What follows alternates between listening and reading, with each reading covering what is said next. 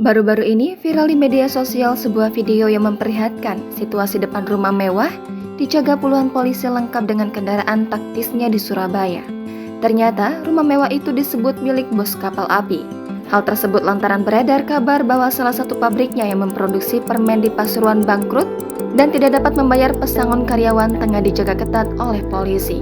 Menanggapi video viral tersebut, GM Marketing PT Santos Jaya Abadi produsen merek kopi kapal api, Pupuk Sugiharto, angkat suara.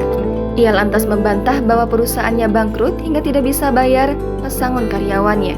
Bahkan produk-produk dari kapal api grup menurut dia masih tersedia di semua jaringan distribusi untuk memenuhi kebutuhan konsumen. Terkait kabar pabrik permen di Pasuruan yang bangkrut, pihaknya memastikan hal itu tidak terkait dengan PT Santos Jaya Abadi. Pabrik produsen permen di Pasuruan yang disebut dalam video viral tersebut berada di bawah PT Agelanggeng. Perusahaan tersebut bernama PT Santos Jaya Abadi di bawah naungan perusahaan holding PT Kapal Api Global. Menyikapi video viral yang beredar, kuasa hukum PT Agelanggeng Atmari menyebut polisi dalam video tersebut sedang menjalankan pengamanan aksi demonstrasi buruh di depan rumah pimpinan perusahaan. Dirut PT Agelanggeng, Edi mengakui kondisi perusahaannya terus merugi sejak 4 tahun terakhir, sehingga pihaknya memilih menutup pabriknya di Pasuruan sejak Januari 2023. Dari 273 pekerja di pabrik Pasuruan tersebut, 123 menerima pesangon, sementara 150 sisanya menolak pesangon.